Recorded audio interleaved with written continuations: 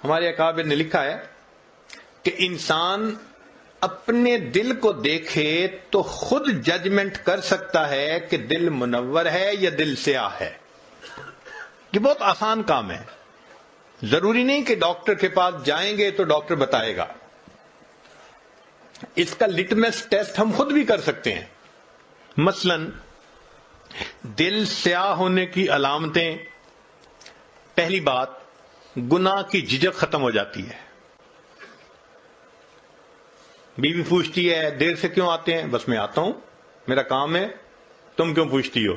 تمہارا کیا واسطہ ہے؟ وہ جو ایک جھجک ہوتی ہے نا دل میں، وہ ختم.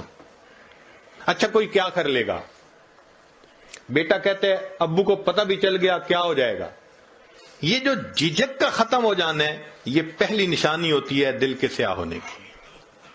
اچھا کوئی میرا کیا بگاڑ لے گا؟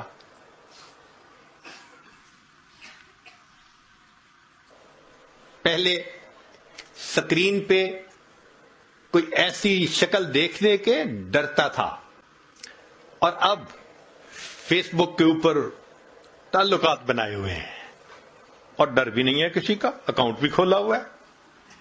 تو جھجک کا ختم ہو جانا یہ پہلی نشانی ہے کہ انسان کا دل سیاہ ہو چکا. دوسری بات نیکی کا بوجھل محسوس ہونا.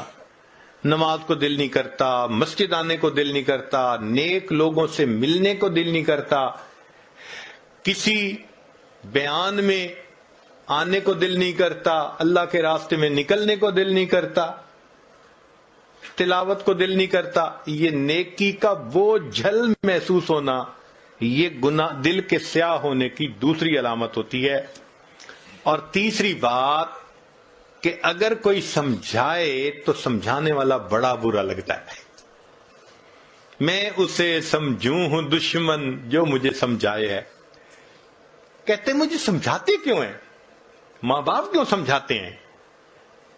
خاوند کہتے ہیں بیوی کیوں مجھے ہر وقت یہ باتیں کرتی رہتی ہے؟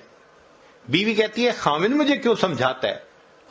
بھئی جو سمجھا رہا ہے وہ تو خیر خواہ ہے، مگر دل جب سیاہ ہوتا ہے تو خیر خواہ بدخواہ نظر آ رہا ہوتا ہے.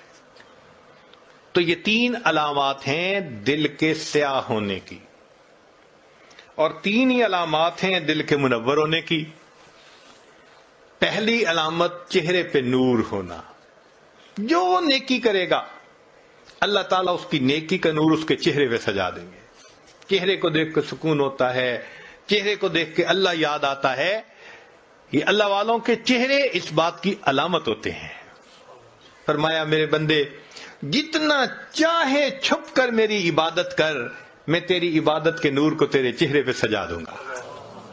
یہ اللہ نے میک اپ کر دیا ہوتا ہے ان کا. آپ کبھی کمپیئر کریں نا اللہ والوں کے چہروں کو اور دوسری طرف جو سٹار کہلاتے ہیں، ادھر ادھر سکرینوں پہ تماشے کرتے ہیں، ناچتے پھرتے ہیں، ان کے چہرے پہ دیکھیں کہ کتنی ظلمت ہوتی ہے، اور ان اللہ والوں کے چہروں کے سکون کو بھی ذرا دیکھا کریں. فرق واضح نظر آتا ہے. چہرے پہ نور ہونا، اور دوسری بات ان کے دل میں سرور ہوتا ہے. جو حالات بھی ہوں، پریشانی کے ہیں، مشکل کے ہیں، دل پرسکون ہوتا ہے، دل میں سرور ہوتا ہے. جائیے کس واسطے اے درد میں خانے کے بیچ، جائیے کس واسطے اے درد میں خانے کے بیچ، کچھ عجب مستی ہے اپنے دل کے پیمانے کے بیچ. دل میں ایک مستی ہوتی ہے، دل میں ایک لذت ہوتی ہے، سکون ہوتا ہے دل میں. تو چہرے پہ نور ہونا، دل میں سرور ہونا، اور تیسری بات کاموں میں اللہ کی مدد ہونا. جو کام کرنا ہوتا ہے اللہ کڑیاں جوڑتے ہیں.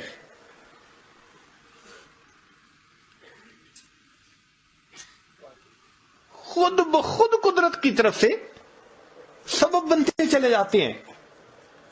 اللہ تعالیٰ ان کو دنیا کے معاملات میں الجھنے نہیں دیتے، ان کے کام سنوار دیتے ہیں، نکال دیتے ہیں. اب اس کی مثال یوں سن لیجئے کہ ایک ہوتا ہے عام گھوڑا، تانگے میں، ریڑی میں جس کو استعمال کرتے ہیں، وہ ہمارے ہاں 20-25 ہزار کا مل جاتا ہے. ایک ہوتا ہے تیزی دوڑنے کا مقابلہ کرنے والے گھوڑے، کروڑوں میں، 2 کروڑ اور 4 کروڑ اور 12 کروڑ ان کی قیمتیں ہوتی ہیں. ان کی نسل، ان کی ہر چیز، ان کے لیے کتنی خدمت کرنے والے لوگ رکھے جاتے ہیں، ان کی خوراک کا خیال رکھا جاتا ہے.